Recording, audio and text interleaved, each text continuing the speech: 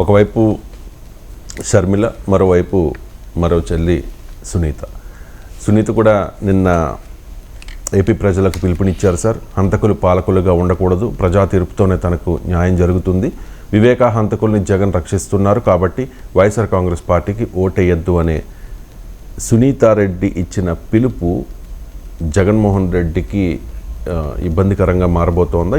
ఫలితాలపై సునీత మాటల ప్రభావం ఎంతవరకు ఉండవచ్చు? అంటే ఆంధ్రప్రదేశ్ ప్రజలు వివేకానందరెడ్డి హత్య అనే అంశంపైనే ఓటు వేస్తే అవుతుంది.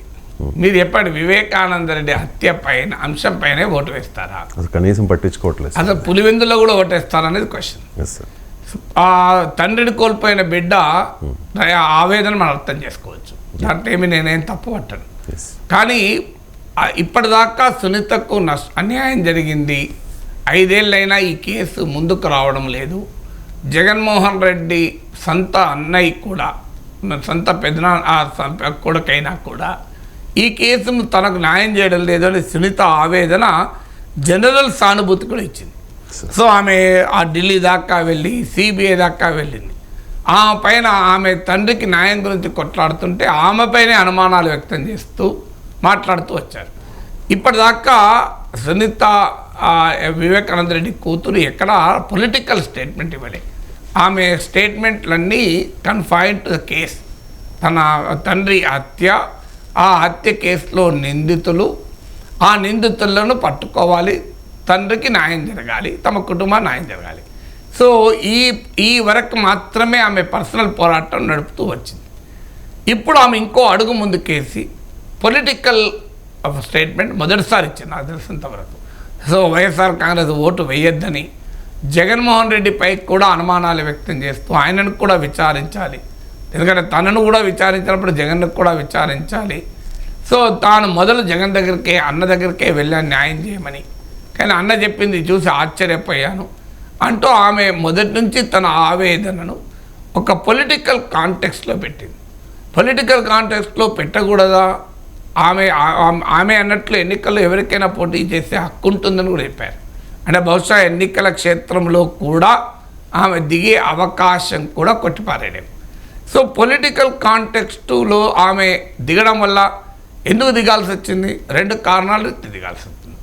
ఎందుకంటే ఒకటి, ఆమెకున్న రాజకీయ అభిప్రాయాల వల్ల దిగచ్చు, లేదు తన తండ్రి హత్యకు న్యాయమైన చూపలేకపోతున్నాడు జగన్మోహన్ రెడ్డి కనుక ఆ ఫ్రస్ట్రేషన్ నుంచి కూడా పొలిటికల్గా ఎదుర్కొంటేనే న్యాయం జరుగుతుంది అనే భావనకు కూడా సునీత రావచ్చు. కారణం ఏదైనా ఆమె పొలిటికల్గా మొదటిసారి స్పందించింది. సో ఈ స్పందన డెఫినెట్గా జగన్మోహన్ రెడ్డికి పర్సనల్ ఎంబరాస్మెంట్ పెంచుతుంది. ఆల్రెడీ వైఎస్ షర్మిల దూరమైంది, ఇప్పుడు సునీత కూడా బహిరంగంగా వస్తే వ్యక్తిగతంగా ఎంబరాస్మెంట్ అయితే అనివార్యం. అది దానికి ఎవరు ఆపుకోలేరు. ఎందుకంటే వివేకానంద రెడ్డి హత్య కేసులో ఆ అనుమానాలు పెరగటానికి ఇది ఉపయోగపడుతుంది. అయితే ఇప్పటికీ ఆ హత్య జగన్మోహన్ రెడ్డి చేయించాడు అనే కంక్లూజను సునీత కూడా చెప్పడం లేదు. ఆమె కూడా చెప్తున్నది ఏంటంటే అవినాష్ రెడ్డి, భాస్కర్ రెడ్డిలపైన ఆమె బహిరంగంగా ఆరోపణ చేస్తోంది. వాళ్ళను జగన్ కాపాడుతున్నాడు అనేది ఆమె ఆరోపణ. అందువల్ల ఈ అంశం పైన అభిప్రాయం వేరు, ఈ అంశం ఆధారంగా ఎన్నికల ఓటు వేయడం వేరు. ఇప్పుడు క్యాపిటల్ రాజధాని అమరావతి ఉంది. మీరు అడగండి, అమరావతి రాజధాని ఉండాలా, 3 రాజధానులు ఉండాలా అని అడిగితే మీకు అమరావతి చుట్టూ ఉన్న ప్రాంతంలో ఎక్కడైనా కృష్ణా, గుంటూరు ఈ ప్రాంతంలో 70-80% అమరావతిలోనే రాజధాని ఉండాలి అంటారు.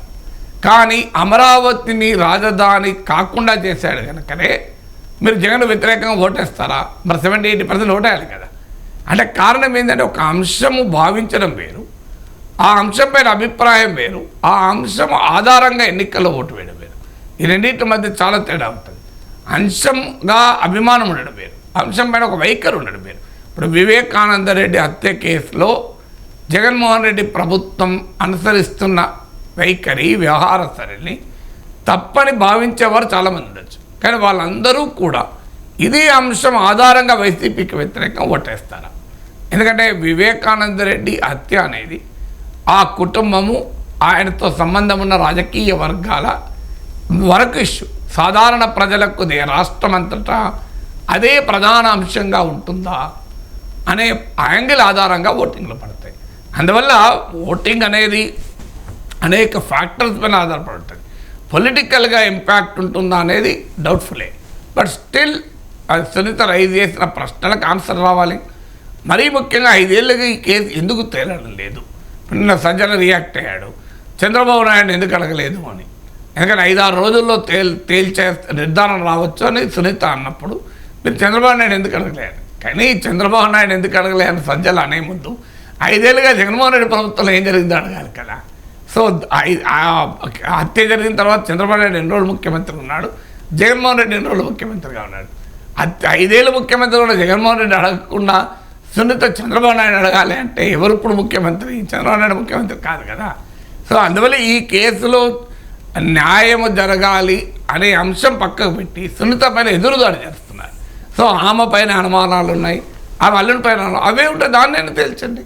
ఇప్పుడు సజ్జల కూడా రైజ్ చేశాడు ఆమె పైన అనుమానాలు ఉన్నాయని. అనుమానాలు మరి అదే తేల్చండి. అలా ఆమె దోష అయితే ఆమె భర్త దోష అనుకోండి, వాళ్ళనే శిక్షించండి. ఇప్పుడు వివేకానంద రెడ్డి హత్యకు అవినాష్ రెడ్డినే శిక్షించండి అని మనలాంటి వాళ్ళు అనడం లేదు కదా. ఎవరు కారణం మీద వాళ్ళని శిక్షించండి. అవినాష్ రెడ్డా, భాస్కర్ రెడ్డా, లేదా సునీతనేనా, సునీత హస్బెండా, ఎవరైతే వాళ్ళని శిక్షించండి. కానీ ఆరోపణలకు ప్రత్యారోపణలు చేస్తే ప్రయోజనం లేదు. అందులో అధికారం ఉన్నవారు 5 ఏళ్ళైనా ఒక మర్డర్ కేసు, అది కూడా ముఖ్యమంత్రి సొంత బాబాయ్, ఏ రకంగా మరి ఎందుకు పరిష్కారం అవుతుంది? దీనికైతే ఆన్సర్ ఉండాలి కదా. Right sir.